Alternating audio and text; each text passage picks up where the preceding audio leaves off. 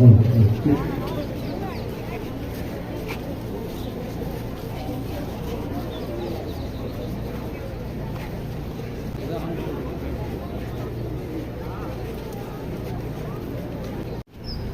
ஆண்டவர் தமது பாஸ்கா மறை நிகழ்வை நிறைவு செய்ய எருசலேமுக்குள் நுழைந்ததை திரு அவை இன்று நினைவு கூறுகின்றது.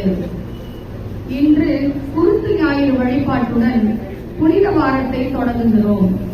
நம் ஆண்டவராகிய இயேசு கிறிஸ்து வெற்றி முழக்கத்தோடு ஆனால் அமைதியின் அடையாளமாக எருசலேம் நகருக்குள் நுழைந்ததை தாய் திரு அவை இன்று நினைவு கூறுகின்றது. இயேசு வழியில் எருசலேம் நகருக்கு வசந்தம் வரப்போகிறது என்று அறியாமலே அந்நகரில் பொழுது புலர்ந்துவிட்டது. எகிப்தின் பார்வோன்கள் முதல் ரோமையின் சீசர்கள் வரை அத்தனை அரசர்களும் வெற்றி முரசு கொட்டி நகரில் நுழைந்ததைக் கண்டு மக்கள் பிரமித்து நின்றனர். ஆனால் இன்று கழுதை மீது ஏறி சீடர்கள் புடைசூழ மக்கள் கூட்டத்தினர் ஓசானா ஒளியோடு ஒலிவ மலையிலிருந்து இறங்கி எருசலேம் நகரத்து கிழக்கு வாயில் நோக்கி வரும் இயேசுவை கண்ட எருசலேம் நகரத்து மக்கள் வியப்பில் ஆழ்ந்தார்கள். காலம் காலமாக எகிப்தியர், அசீரியர், பாபிலோனியர், பாரசீகர், கிரேக்கர், ரோமையர் ஆகியோருக்கு அடிமைப்பட்டு கிடந்த மக்கள் அன்று விடுதலை காற்றை சுவாசிப்பதாகவே உணர்ந்தனர். சீசரின் ஆட்சிக்கு முடிவு கட்டிவிட்டு மெசியாவின் ஆட்சிக்கு விட்டிட இயேசு புறப்பட்டதாக நம்பினர். எனவேதான் 1000 ஆண்டுகளுக்கு முன் தாவீது அரசரை எருசலேம் நகர வீதிகளில் வரவேற்றது போல வழியில் தங்கள் மேலுடைகளை விரித்து இலைத்தழைகளை பரப்பி தாவீதின் மகனுக்கு ஓசானா என ஆர்ப்பரித்து இயேசுவை எருசலேம் நகருக்குள் வரவேற்றனர். இயேசு இம்மன்னக ஆட்சியை நிறுவுவதற்கு பதிலாக இறை ஆட்சியை நிலைநாட்ட விரும்பினார். நம் கரங்களில் உள்ள குருத்தோலைகள் இயேசு கண்ட இறையாட்சி கனவை விழியச் செய்ய போகும் நம்பிக்கை விதைகள். இந்த உணர்வோடு இன்றைய திருவழிபாட்டில் பங்கேற்போம். இப்பொழுது நாளுக்கான வந்திருக்கின்ற நம்முடைய பாசத்துக்குரிய சென்னை மயிலை உயர்மறை மாவட்டத்தினுடைய முதன்மை குரு பேரர் திரு ஸ்டானிஸ் பிளாஸ்டனில் அவர்களை வரவேற்பு சார்பாக அன்றோடு வரவேற்கின்றேன். இப்பொழுது தந்தை அவர்கள் இந்த ஜபம் சொல்லி நாளுடைய திருச்சடங்கை ஆரம்பிப்பார்கள். தந்தை மகன் தூயாரியாரின் பெயராலே அன்புமிக்க சகோதர சகோதரிகளே, தவக்கால தொடக்கத்திலே தவப்பயிற்சிகளாலும் பிறப்பு பணிகளாலும் நம் இதயங்களை தயாரித்த பின் இன்று நாம் கூடியுள்ளோம். இதனால் ஆண்டவருடைய பாஸ்கா மறை நிகழ்வுகளை, அதாவது ஆண்டவருடைய திருப்பாடுகளையும் உயிர்ப்பையும் உலகளாவிய திரு அவையோடு சேர்ந்து அறிக்கையிடுகின்றோம். இப்பாஸ்கா மறை நிகழ்வை நிறைவேற்றவே அவர் தம் நகரான ஜெருசலேமுக்குள் நுழைந்தார். எனவே மீட்பளிக்கும் இந்த நுழைவை நாம் முழு நம்பிக்கையுடன் இறைப்பற்றுடனும் இணையில் கொண்டு ஆண்டவரை பின் செல்வோம். அவருடைய அருளினால் சிலுவையின் பங்கேற்பாளர்களாக மாறி அவருடைய உயிர்ப்பிலும் வாழ்விலும் நாம் பங்கு பெறுவோம். மன்றாடுவோமாக. என்றும் உள்ள எல்லாம் இறைவா, இந்த குருத்தோலைகளை உமது ஆசியால் புனிதப்படுத்திட வேண்டுகிறோம். அதனால் கிறிஸ்து அரசரை அக்களிப்புடன் பின்பற்றும் நாங்கள் அவர் வழியாக நிலையான ஜெருசலேமுக்குள் வந்து சேர ஆற்றல் பெறுவோமாக. என்றென்று வாழ்ந்து ஆற்றல் மன்றாடுகிறோம். ஆமென்.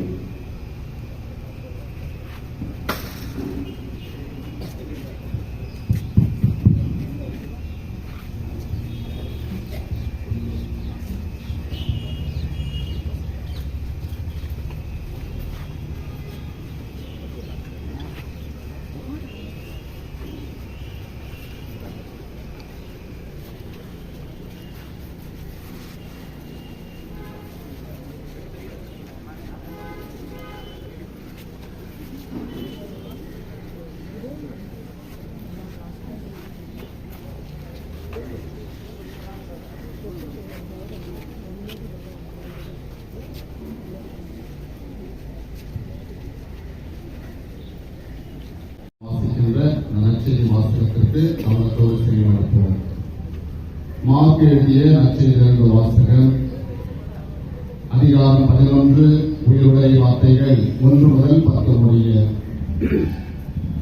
இயேசு தம் சீடரோடு ஒலிவ மலை அருகிலுள்ள பெத்பகு பெத்தானியா என்னும் ஊர்களுக்கு வந்து எருசலேமை நெருங்கிய பொழுது சீடர்களை அனுப்பி, உங்களுக்கு எதிரே இருக்கும் ஊருக்குள் போங்கள்.